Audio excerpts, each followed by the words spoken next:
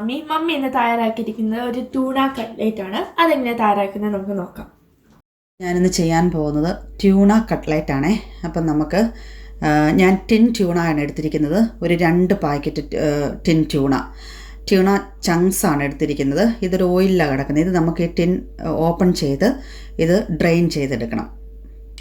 എണ്ണ ഒന്ന് ചൂടായി വന്നിട്ടുണ്ട്. അതിനുള്ളിലേക്ക് ആദ്യമേ തന്നെ ഞാനിവിടെ എടുത്ത് വെച്ചിരിക്കുന്ന ഒരു ചെറിയ പീസ് ഇഞ്ചി ഫൈൻ ചോപ്പ് ഒന്നിറക്കി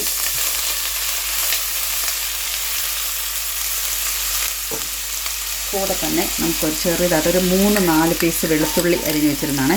ആ വെളുത്തുള്ളിയും കൂടെ അങ്ങ് ആഡ് ചെയ്തു. അതും കൂടെ കൂട്ടി നന്നായിട്ട് നമുക്കൊന്ന് ഇളക്കി. അപ്പോൾ ആ ഇഞ്ചിയും വെളുത്തുള്ളിയും കൂടെ ചെറുതായിട്ടൊന്ന് ചുമന്ന് വരുന്നുണ്ട്. ആ ഒരു സമയത്ത് ഞാനൊരു 3 മീഡിയം സൈസ് സവോള ചെറുതായി കട്ട് ചെയ്ത് വെച്ചിരിക്കുന്നതാണ്. അതങ്ങ് ആഡ് ചെയ്ത് കൊടുക്കാം. അപ്പം നമ്മളുടെ സവോള, ഇഞ്ചി, വെളുത്തുള്ളി എല്ലാം കൂടെ നന്നായിട്ട് കളർ മാറിയിട്ടില്ല, ലൈറ്റ് ഗോൾഡൻ ബ്രൗണായി വരുന്നേ ഉള്ളൂ. ആ ഒരു സമയത്ത് ഞാൻ ചെയ്യാൻ പോകുന്നത് ഒരു 2 പച്ചമുളക് ചെറുതായിട്ട് അരിഞ്ഞതും കുറച്ച് കറിവേപ്പിലയും കൂടെ അതും നല്ലതായിട്ട് ചെറുതായിട്ട് തന്നെ അരിഞ്ഞ് വെച്ചിരിക്കുന്നതാണ്.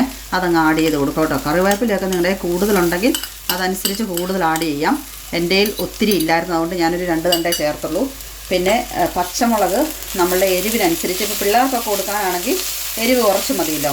അപ്പോൾ അതനുസരിച്ച് എരിവിനനുസരിച്ച് പച്ചമുളക് കൂടുതൽ വേണേൽ ചേർക്കുക. ഞാനിപ്പം 2 പച്ചമുളകേ ചേർക്കത്തുള്ളൂ. അപ്പോൾ നമ്മളുടെ സവോളയും ഇഞ്ചിയും വെളുത്തുള്ളിയും എല്ലാം കൂടെ ഒന്ന് കളർ മാറി വന്നിട്ടുണ്ട്.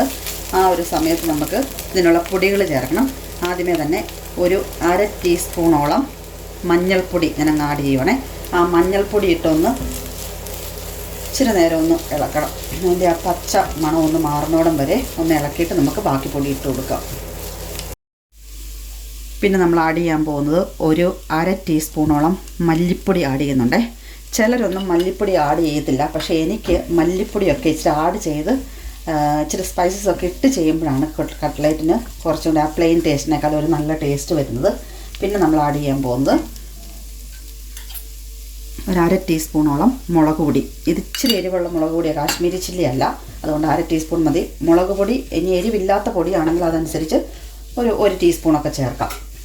പിന്നെ ഞാൻ ഇതിനുള്ളിലേക്ക് ആഡ് ചെയ്യുന്നത് ഒരു 1/4 ടീസ്പൂണോളം മീറ്റ് മസാലയാണ്. നമ്മൾ ഈസ്റ്റേൻ്റെ ഒക്കെ മേടിക്കുന്ന മീറ്റ് മസാലയില്ലേ, ആ മീറ്റ് മസാല. അതിനും കൂടെ കുറച്ച് എരിവ് വരും. അപ്പം അതും കൂടെ വരുമ്പം എരിവ് കൂടുതലാകും. അതുകൊണ്ടാണ് ഞാൻ മുളക് പൊടി കുറച്ച് ചേർത്തത്. പിന്നെ ഈ മീറ്റ് മസാലയോ ഇനി മീറ്റ് മസാല ഇല്ലെങ്കിൽ കുറച്ച് ചിക്കൻ മസാല ആണെങ്കിലും ചേർത്താൽ നല്ലതാണ്. ഇത് രണ്ടിലേതെങ്കിലും ഒന്ന് ചേർത്താൽ മതി. അത് ചേർക്കുമ്പം കട്ട്ലേറ്റിനൊരു പ്രത്യേക ടേസ്റ്റാണ്. പിന്നെ ഒരു ടീസ്പൂണോളം കുരുമുളക് പൊടി അതും കൂടെ ഇട്ട് നമുക്കിതെല്ലാം കൂടെ ആ പച്ചമണം മാറുന്നവിടെ വരെ നന്നായിട്ടൊന്ന് ഇളക്കി കൊടുക്കാം. അപ്പം നമ്മളുടെ എല്ലാ മസാലപ്പൊടികളെല്ലാം കൂടെ ചേർത്ത് അത് നന്നായിട്ടൊന്ന് മൂത്ത് വരുന്ന ആ സമയത്ത് ഞാൻ വേറൊരു പാൻ അടുപ്പിലോട്ട് വെച്ചിട്ടുണ്ട്. ആ ഒരു സമയത്ത് ഞാനിവിടെ ഡ്രെയിൻ ചെയ്ത് വെച്ചിട്ടുണ്ട് ട്യൂണ. 2 ടിന്ന് ട്യൂണ പൊട്ടിച്ച് എന്നിട്ട് ഡ്രെയിൻ ചെയ്തെടുത്ത് വെച്ചിരുന്നതാണ്. അത് അതിലേക്ക് ആഡ് ചെയ്യുക.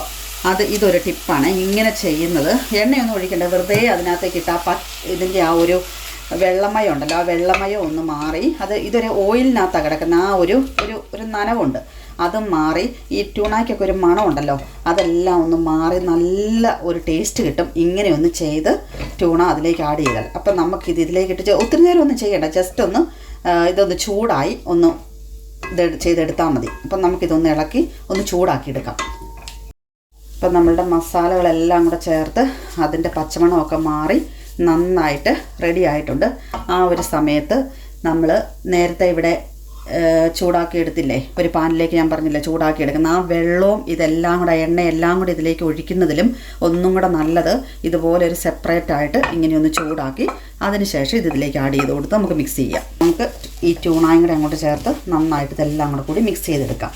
അപ്പോൾ നമ്മളുടെ മിക്സ് എല്ലാം കൂടെ റെഡി ആയിട്ടുണ്ട്. ആ ട്യൂണയും ചേർത്തതിന് ശേഷം വേണം നമ്മൾ ഒരു 1/2 ടീസ്പൂണോളം മുക്കാൽ ടീസ്പൂണോളം ഗരം മസാല ചേർത്ത് കൊടുക്കാൻ. ഈ ഒരു സമയത്ത് നമ്മൾ ഗരം മസാല ചേർത്ത് കൊടുക്കുന്നതാണ് നല്ലത്. അതിൻ്റെ ആ ഒരു ഫ്ലേവർ മണമൊക്കെ പോകാതെ മറ്റേ പൊടികളുടെ എല്ലാം പച്ചമണമൊക്കെ മാറി ഇപ്പം നല്ല ഇതായല്ലോ. അപ്പം ലാസ്റ്റ് വേണം നമ്മൾ ഗരം മസാല ചേർത്ത് കൊടുക്കാൻ. 2 ടേബിൾ സ്പൂൺ ഏകദേശം ഒരു പിടിയോളം മല്ലിയില ഇവിടെ ചെറുതായിട്ട് അരിഞ്ഞ് വെച്ചിട്ടുണ്ട്. ഇത് ഓപ്ഷണലാണ്, ഇത് ചേർത്തില്ലെങ്കിൽ വലിയ പ്രശ്നമൊന്നുമില്ല. പക്ഷേ മല്ലിയില ചേർക്കുന്ന അതിൻ്റെ ഒരു ഫ്ലേവർ വരുന്ന ഒരു പ്രത്യേക ടേസ്റ്റാണ്. അപ്പം ഞാനിത് നമ്മുടെ ആ ഒനിയൻ വഴറ്റിയ സമയത്ത് ഒരു 1/2 ടീസ്പൂണോളം ഉപ്പിട്ട് കൊടുത്തായിരുന്നു. പിന്നെ നമുക്ക് ആ ട്യൂണയിലും ചെറുതായിട്ടൊരു ഉപ്പുണ്ട്. അപ്പോൾ നമ്മൾ ഉപ്പ് ഇതിന് ചേർക്കുമ്പോൾ വളരെ ശ്രദ്ധിച്ച് ചേർത്തില്ലെങ്കിൽ ഉപ്പ് കൂടുതലായി പോകും. ഇപ്പം ഞാൻ ഉപ്പ് നോക്കി, ഒരു ശകല ഉപ്പിൻ്റെ കുറവുണ്ട്.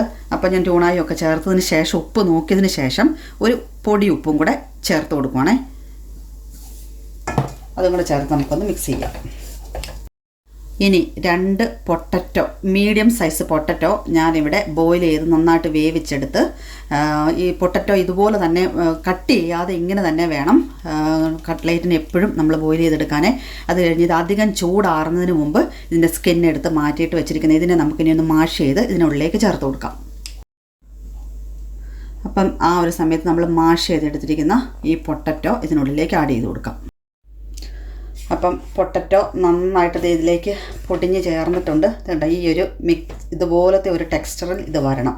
ഒത്തിരി നനഞ്ഞ് അയഞ്ഞു പോകാനും പാടില്ല.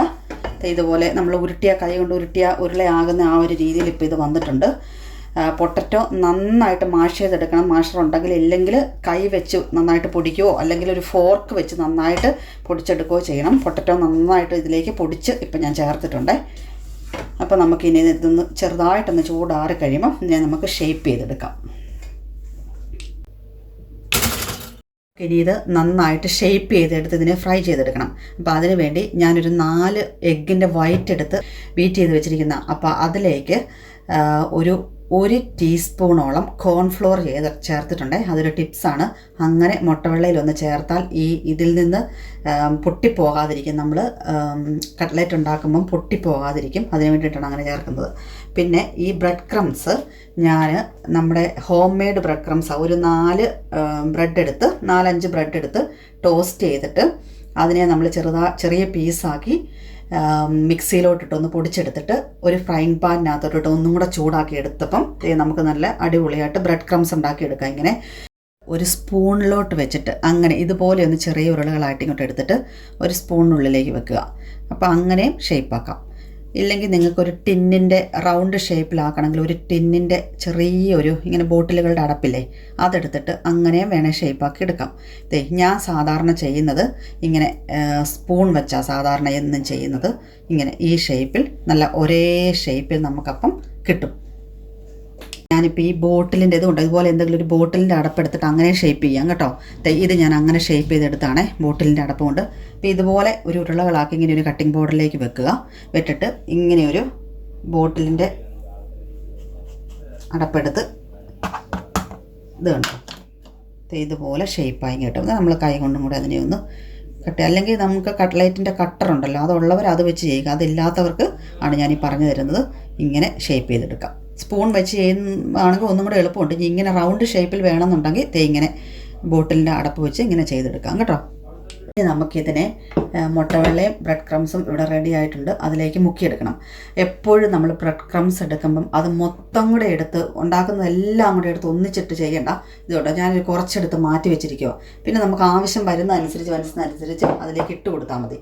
അപ്പം നമ്മൾ എപ്പോഴും ചെയ്യേണ്ടത് ഈ ഒരു കൈ വെച്ച് ഇത് ഡിപ്പ് ചെയ്തെടുക്കുക. എന്നിട്ട് ആ കൈ നമ്മളിത് മുട്ടിക്കരുത്.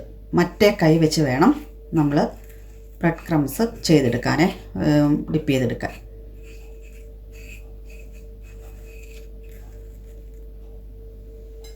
അഗെയിൻ നമ്മൾ ഈ മുട്ടവെള്ളം ഉപയോഗിച്ച കൈ കൊണ്ട് തന്നെ, അല്ലെങ്കിൽ അതെല്ലാം കൂടെ കൂടി മിക്സ് ആകും. ബ്രെഡ് ക്രംസ് ഈ മുട്ടവെള്ളയിലേക്ക് എല്ലാം കൂടെ മിക്സ് ആകും. എന്നിട്ട് അതിലേക്ക് ഇട്ടിട്ട് മറ്റേ കൈ ഉപയോഗിച്ച്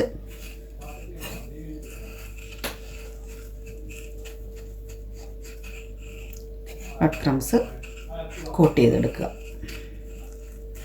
നമ്മൾ ഇത് ചേർത്തില്ലേ, കോൺഫ്ലോർ, അത് ചേർത്തിരിക്കുന്നതുകൊണ്ട് ഇത് വിട്ടു പോകത്തില്ല. നല്ലൊരു കോട്ടിങ് കിട്ടും. അത് നമ്മുടെ അങ്ങനെ ചെയ്യുവാണെങ്കിൽ ഇതുപോലെ ഡിപ്പ് ചെയ്തെടുക്കുക. അപ്പം നമ്മുടെ കട്ട്ലേറ്റ് നമുക്കിനി ഫ്രൈ ചെയ്തെടുക്കണം. അതിന് ഞാനൊരു കാസ്റ്റേൻ്റെ ഒരു ചീനിച്ചട്ടിയാണ് അടുപ്പിലോട്ട് വെച്ചിരിക്കുന്നത്. എണ്ണ ചൂടായി. ഞാൻ ഫ്രൈ ചെയ്തെടുക്കാൻ പോകുന്നത് സൺഫ്ലവർ ഓയിലാണ്. നിങ്ങൾക്ക് വെളിച്ചെണ്ണ ഉണ്ടെങ്കിൽ അതിനകത്ത് വേണമെങ്കിലും ഫ്രൈ ചെയ്തെടുക്കാം. അപ്പം ഞാൻ ഇതുപോലെ ആ കട്ട്ലേറ്റ് മൊത്തം ബ്രെഡ് ക്രംസിൽ കോട്ട് ചെയ്തെടുത്ത് വെച്ചിരിക്കുന്നതാണ്. നമുക്കിനി ഇത് ഓരോന്നോരോന്നായി ചൂടായ എണ്ണയിലേക്ക് ഇട്ട് കൊടുക്കാം.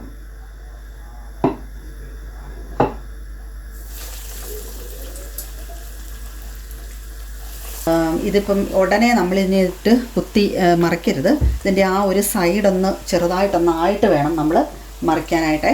നമ്മുടെ കട്ട്ലേറ്റ് ഏകദേശം കണ്ടോ ഇതുപോലെ ബ്രൗൺ കളറായി വന്നിട്ടുണ്ട്. ഒട്ടും പൊട്ടിയൊന്നും പോയിട്ടില്ല.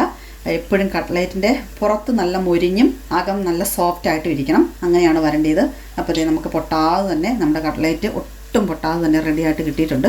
നമുക്കപ്പോൾ ഇത് മുഴുവൻ ഇതിൽ നിന്ന് ഒന്ന് കോരി. അപ്പം ഞാൻ ഒരെണ്ണം എടുത്തൊന്ന് ഒടിച്ച് കാണിക്കാം. അകം നല്ല സോഫ്റ്റായിട്ട് ഈ ഒരു ടെക്സ്ചറിൽ വന്നിട്ടുണ്ട്. അപ്പം നിങ്ങൾക്ക് ഞങ്ങളുടെ ഈ വീഡിയോ ഇഷ്ടമായാൽ ലൈക്ക് ചെയ്യാനും കമൻറ്റ് ചെയ്യാനും സബ്സ്ക്രൈബ് ചെയ്യാനും മറക്കരുത്. ആൻഡ് ഇതുപോലെ ഒരു ട്യൂണ കട്ട്ലേറ്റ് ഉണ്ടാക്കി നോക്കണം. നിങ്ങൾക്ക് ഉറപ്പായും ഇഷ്ടമാകും. Thank you for watching. By.